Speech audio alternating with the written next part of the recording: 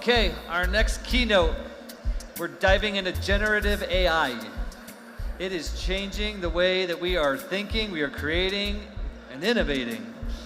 It's not by replacing human creativity, but by amplifying it, right?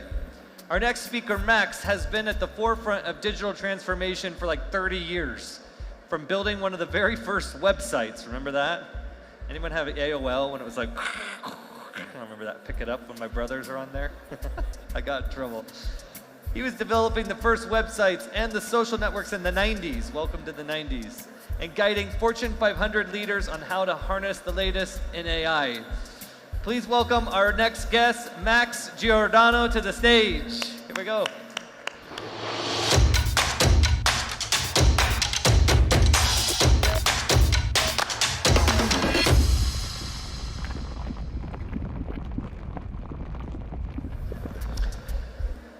Thank you for joining. It's a pleasure to be here. And I have to say, isn't it fascinating that with today's technology we're able to recreate stuff that seemed like science fiction in the past? So this is one thing I'm so passionate about since 30 years, that it feels like with the help of tech we can do stuff which seemed impossible before. Like, take this as an example, which I think is still mind-blowing because it's from 1945. And Vannevar Bush in 45 thought about, wouldn't it be nice to have like a third eye in terms of a camera? Or even he was contemplating that there is maybe like a little display in our classes and we can interact with technology. So he spoke already about thinking machines on AI in 45. And my whole point is, this has become a reality today. If I think about many industries now using augmented reality, like assisted repairs, and what you see here, for instance, is the ability to have like a generative AI layer. So it's not only the human on site and a human in a call center, but also AI looking for object recognition, helping us to understand what's happening in the real world. Or put yourself into the shoes of the 50s when someone introduced you to the concept that one day it will be totally normal that we can hire people or work with people that we don't see in real life, which is of course now a reality to all of us. But you can imagine in the 50s this must have sounded like completely, utterly science fiction, impossible. But once again, it doesn't stop here, because with the help of GenAI we can now externalize wisdom, knowledge, we can be interviewed by an AI, we can make AI mentors, we can do upskilling differently. If we choose, for instance, to have like an onboarding process in many kind of languages. So this actually is a technology that's used by a client of ours, and instead of having only 2 languages to onboard people, German and English, they have it now in 40 languages. And if we like, we can use our own avatar. And keep in mind, this is the worst version of me that you will ever see. So this is something that I keep coming back. This is the worst version of technology. So if I compare myself, it's pretty good. My teeth could be better. But if that's the worst version of me, imagine what's possible in 10 years. Imagine what it allows me to do. And you can tell by my funny accent, I'm German. But all of a sudden, with the help of technology, I do speak these 100 languages in a context like that. My favorite book as a teenager, Hitchhiker's Guide Through the Galaxy, and I remember so well when I read that. I was probably like 12, 13-year-old, and I remember how bizarre it sounded like, oh wow, a babelfish, like a little creature that we can stick inside our ear, and then it translates any language that's been spoken to my native tongue.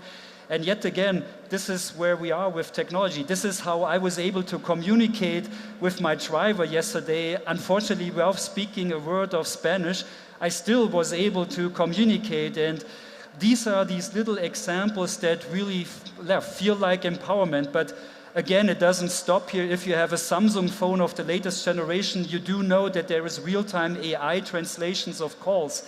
So I can place a call in German and it's placed in Korean, in Spanish, in Portuguese, as I wish. And again, if I think about the physical idea of that guide, the Hitchhiker's Guide, like holding all this knowledge that we are having, isn't that what we see now with something like Perplexity or Google image search or Google AI search? And again, this is the worst version of technology that you're currently experiencing. So I wanted to start with that because for me, it basically is a great reminder that we have great imagination, that we're always very creative in our ideas. And what used to be considered science fiction has become a science fact. And for me, a constant reminder is by looking backwards, this is not a linear development. It's not something that each year we're getting a little bit better with our computers and a little bit smarter with our AI, but it's rather in this exponential phase that you're so knowledgeable about. You all know the metaphor of the chessboard. It starts slowly, 1, 2, 4, 8, 16, 32, 64. But once a technology picks up pace, once a technology is accelerating the other technology, once a technology is a catalyst to a different technology, then we have this kind of like exponential growth, which is so amazing and which is rarely to be foreseen at. So I think a perfect example for that is, of course, AI. And when I talk about AI, for the experts of you, it's clearly referred to generative AI, because for this afternoon, my argument is, yes, AI is around since a long time. It's 70 years in the making. But I love this old chart because it reminds us what happened in the last 7 years. We shouldn't compare to the 70 years before. And if I think about the next 7 months, I would argue we should not compare them to the last 7 years, because 7 years ago this was a problem. You do see the difference between a muffin and a chihuahua, and you see what a chicken nugget is or what a dog is. But for machine learning, this was impossible 7 years ago, because it's similar pixel, it's similar shape. So we had to actually train the computers. Okay, you're a dog, you're not a dog. But of course, this changed dramatically, and now basically everything came together perfectly. So now we have the perfect storm in generative AI. We do have the training data, the investment money, the new neural network design, and all of a sudden each one of us is capable to do something which, yes, we were able to do before, and I was quite good in Photoshop, but that's a long time ago. But why I'm so passionate about these development is now it's not limited to the knowledge of a tool like Photoshop. Now it's basically a prompt. And every one of us can do that. Every one of us can basically explore these tools and see, and it's kind of like creative back and forth. And I'd already mentioned it 3 times. This is the worst version you will ever see. So yes, it's completely AI generated and it still looks fake, but it's just a question of time until it's indistinguishable from reality. And why I'm so passionate about stuff like Nano Banana and VO3, because like I've said, our imagination is now the only limitation. Once we have something in our head, we can now do it. And if you take a look at something like that, I don't want to estimate what kind of production power would have been needed just 2 years ago. Again, we can combine tools. If we think of something like, wouldn't it be nice to animate art? It's basically a matter of prompts. It's basically like combining tools, and all of a sudden we can create something where, quite honestly, I wouldn't be able to think about how to do that just a while ago. We can combine tools, so with Model Context Protocol, we can use something within Photoshop or InDesign that comes from AI, or we can say, okay, here is my still image and I want to map it on something movable. I want to create something around that in this video. And if I think about text to video, just as a quick reality check, the notion of text to video at the beginning of the year was that it's close to impossible, because text to video, remind yourself, this was the quality at the beginning of the year. This was the prompt gymnastics, and it rather looks like a horror movie. And it was a reminder to the experts in the room, like, wait a second, text to video is really complicated. We're talking about vector animation. We're talking about not only 24 frames per second that are animated, we're talking about physics. And to move from something horrible like that to today's version of AI, this is crazy, because we're talking about something that was not years in the making, but literally that happened now in a few months. Yes, to quote Spider-Man, with every technology, with power comes responsibility. So every great power means responsibility. And for sure, if every one of us can use these tools, there are bad things happening around them. We can make up totally fake stuff, but the same kind of technology allows us for that, and I always get goosebumps if I watch that. That's a school teacher, and she asked her school kids, how do you see yourselves in 10 years? And watch the faces lighting up and the smiles of the kids.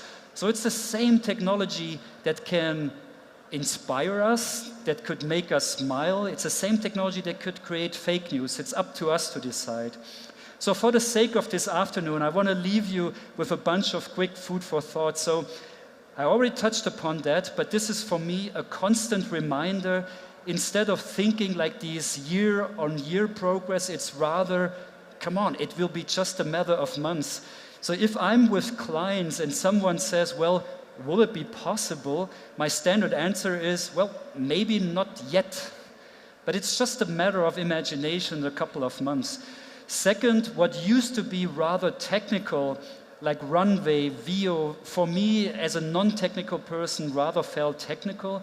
And you clearly see that these tools are shifting now to tools that have been built by creatives for creatives. So I'm really passionate about this because it will put even more imagination and creativity into the hands of creative. Yes, you all know the hype cycle, and if at CES there is an innovation awarded that you have a spice diffuser with the help of AI, come on. This is something, I don't know, or if we think about the evaluations now that you can raise a seed round with billions pre-product. So yes, most likely we hit peak hype. And you all are fully aware of the hype cycle, which is true since 20 years. Every single technology goes through the cycle. We overestimate the technology on the short notice, but on the long term, we underestimate the technology. And my argument around AI is, yes, if we have it implemented in our daily life, like for instance, if with Claude I can connect my Google Calendar with my mails, with my Asana to-dos, all of a sudden I have a highly relevant tool with added values where I can ask, what is my most important task? What should I do next? How can I prepare for that next meeting? Yes, it is a creative enablement because, like I already said, I was pretty good in Photoshop, but I wouldn't know how to operate it anymore. And now it's just a matter of a prompt, and whatever I have in my mind, I can basically prompt it, and I can have this kind of like back and forth and change something until I'm happy with that. So for me, it's about a creative partner, and you are all fully aware how a large language model works. In creativity, the argument is, well, it's old stuff. We feed the system with massive amounts of data, and it's just based on statistics, on stochastic, on math. And so whatever is created can't be creative. And I would like to challenge that. In a real-life example, I work a lot with Jägermeister, and we had a creative brainstorming about a new drink. And you all know the feeling when in a brainstorming, after a while, the energy is out of the room, so you can't produce any more new ideas.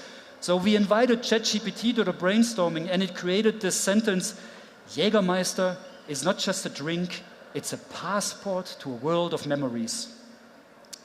Now, I don't know if you know Jägermeister, but it's the worst alcohol you can drink. So would Jägermeister use it? No. But did it fuel the brainstorming? You can imagine, all of a sudden, 15 people are like, that's actually not bad. What does it mean to have a good memory? A good memory is not being drunk. A good memory is going out with friends. A good memory is having dinner with friends on a Tuesday night, and all of a sudden it's 2 a.m. in the morning because we love these conversations. What could be a passport? A passport could be a mobile app. I'm the first time in Guatemala, so it's a mobile app that gives me tips to Guatemala. So you see my point, you all know the brainstorming rules. Let the other person speak, quantity over quality, build upon the ideas of others. And this is how I treat GenAI. I look at it, I'm inspired by that, I build upon that with my creativity. So for me, it's all about this co-creation. If we co-create and if we have an idea, we can scribble it, we can take a picture, we have a prototype that we can test. And if we know a little bit about to code with vibe coding, we can get a prototype not in front of 1 million people, but in front of 100 people and test it and iterate from it. So my day usually starts by asking myself the question, what kind of tasks are actually requiring my brain, and what is something that I can outsource? And especially if I can outsource, AI feels to me like this amazing collaborator. And most importantly for me, it's really about this added value that's really perceivable each day. So deep research is something I use every day. It helps me in my work. If I don't want to read through pages of PDF, I can just throw it into Notebook LM and you all used it. For me, the magic around that is that I have it then on my AirPods, and all of a sudden I have the research as a podcast. Hit the button interactive mode. This is a goosebump moment when you're in a virtual room with AI voices and you have this dialogue about, and you can ask back. If that's not enough, you can create a mind map, etc. And just to conclude one more time, this is just the worst version we're currently experiencing. Yes, it's 2025, so from experiments, it's all about strategy. And one major mistake that I see over and over is, again, that we try to make the perfect strategy. My recommendation is always start with the use cases. What is the most relevant, prioritized use case in your organization that you want to start with? And then number two, how can I test it quickly? Not long, not expensive, but how can I test it with a few $1,000s with a few people? Third, how can I upskill the entire organization? Because that's a classical mistake. We give AI to a handful of people, and the rest of the organization says, hey, but what about me? How do I use Copilot, Gemini, Claude, ChatGPT? I mean, how can I actually learn how to prompt? And AI is not working without data, and you all know the old saying, shit data in, shit data out. So even with the help of AI, if our data structure is not good enough, it's still shitty data. So to cut the long story short, the biggest mistake in my understanding that you can do is try to create the perfect strategy up front, do it the other way around. If you start from top, this is basically creating a strategy. And because we're talking about creativity, yes, AI is amazing around marketing, but just for the sake of the argument, don't forget about the other business units. It's amazing for social listening to understand about trends in social media. It's amazing to empower a sales force in B2B sales. It's amazing, and I already gave some example in HR. We can do onboarding, tutoring, mentoring with the help of these tools. Yes, it's not about replacing a human lawyer, but it's about, for instance, getting a standard NDA in just a minute. There are whole books around finance. There's very well communicated cases around communication. And yes, there is tons of opportunities what we can do in marketing. But one more time, it's not only about the efficiency pushes. So this is what I tried to express in the beginning. It's up to us now to come up with ideas, to have something imagined, and then it's just like a matter of imagination, a little bit of back and forth in the prompting, and we can do amazing things. Just a glimpse what I see with clients happening over and over again these days is not replacing humans, of course, but for instance to have new possibilities in virtualizing models. So I'm quite fascinated by this development because these are digital twins of real human persons and they stay in control. So it's in their power to say, yes, you can use my digital twin. Yes, you can translate my voice into Spanish. Yes, you can use my face internationally or no. And every time you give the permission, you basically earn money. But we can also work with completely artificial figures and then using basically their reach. When I think about like new agency relationships, I think it's very important to state it's not about replacing human creativity because quite frankly, every time someone posts on LinkedIn, wow, look at this great ad that ran on NBA finals, it was only $2,000. Honestly, it's a really shitty ad. I mean, you can watch these AI ads over and over again. I challenge you, show me a really good AI ad. Technically, they're good, but they lack empathy, they lack storytelling. On the other hand, where I'm more enthusiastic is, for instance, if we can create content engines. So if we can create engines where we throw in a human-made creative, and we have it then in 40 languages, that we have a lot of social media assets, that we have something as a digital twin in the omniverse. So this is a real case. I work a lot in the beauty industry. I work with L'Oreal, for instance, and other brands, and we are now at a state where we can have pixel-perfect representations of products. So we can create brand assets that are pixel-perfect, and we can localize them in 100 markets. So we can have a lot of output there. Looking forward, I think you all heard about agentic AI, AI agents. There's a lot of hype around that. From my perspective, I'm very passionate about that. We basically see two types of agents helping us. One type of agent that goes into the open internet, so that I can brief this agent, okay, look it up. I'm going to Guatemala for the first time. How do I actually get to the airport? How do I get from the airport? What is a great touristic spot that I can actually watch? How can I prepare myself? Can you make me a list of an itinerary? So yes, there will be versions of agents that go to the open internet, to the open web. And at the same time, we have a second version of AI that goes to our files, that goes to our documents, where we can say, compare these two Excel files, look up missing information. So if you take the combination of these two, I think that's why a lot of people are so passionate about agents. And final chapter, because I talked a lot about the software side, but it will more and more also be on a hardware side where AI becomes amazingly interesting. So I guess the first step is, of course, on our mobile phones to have an AI layer. And quite honestly, this is what I experience all the time.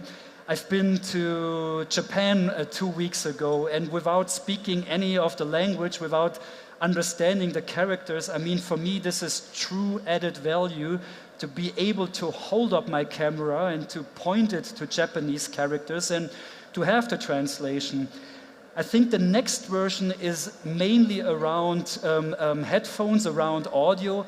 And audio is an amazing use case for AI, because wearing something in our ears, like an earpiece, and being constant back and forth, translate this to me, or what am I looking at? I think that is an amazing use case. Thirdly, I'm not giving up on classes. So with classes, don't get me wrong, I've never been a huge fan of virtual reality, but I do have a lot of respect for the development, because we used to have something like that, and no one of us would love to interact with something like that, 3.5 kilo on our brain. But also, I don't like virtual reality because it puts me too far away from my surroundings, so in a work context. It does make sense in a B2B context, so stuff that Sam was showing, but not in a work context. But if we think about the promise of augmented reality, and if you compare one more time, the Apple Vision Pro, it's the first generation. So this is the worst version of the technology from Apple that we will ever see. And it's already quite good. Imagine if it's 300 gram instead of a kilo. Imagine if it's $300 instead of $3,000. Imagine if we can put more and more of this intelligence in like a short frame, in like a small frame, something that is not weighing too much and that we can use it every single day. And don't get me wrong, again, it's this empowerment, but also for many people, it's already something today that can make their life really, really different. And if I think about all these developments that are currently done around Meta or what Google is presenting, amazing. By the way, this is another video that I always get goosebumps. It's a deaf person, and she basically says, look, my entire life, I was waiting for this kind of technology. So this is AI-empowered glasses with a little display. It translates the voice into the display into written words. And imagine how her life changed immediately by technology. So it's amazing what technology can do.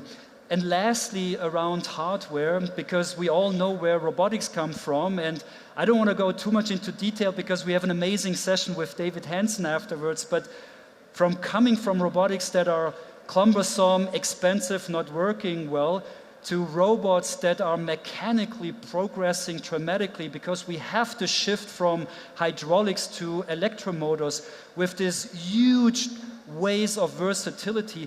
But it's not only the shift to electromotors. If I'm able to build in 5G and if I can talk to these machines, what is happening is now that we're about to enter a time where we can show something so that we don't need to code in every time, that we can show something, tell the machine like, watch me, do the same. And the training cycles, if you look them up, it's pretty interesting how these training cycles improve, how they can learn from each other. So one robot is training the other. And you all are aware of the investment that OpenAI did. It's one of the craziest deals I've ever seen, $5 billion for a company that is pre-revenue, pre-product. But we all know why this investment was most likely to be done, because with the former chief designer of Apple, I don't think they will come up with a new smartphone, but I think what they will work on is something that we constantly be able to wear. Something like in the movie Her, AI that can see, AI that can speak, AI that can interact with our surroundings.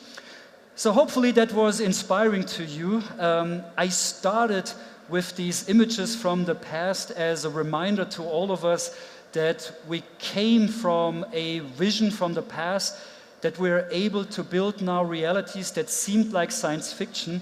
And I want to end with these pictures because not only do they inspire me about this kind of like science fiction to reality point of view, but they also inspire me to think about that, because who am I to be able to foresee the future?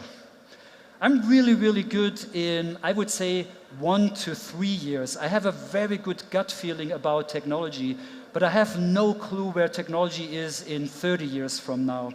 And so I want to end with one very, very important question, because we used to come from questions like, well, what is the future of democracy? What's the future for education? What is the future for health?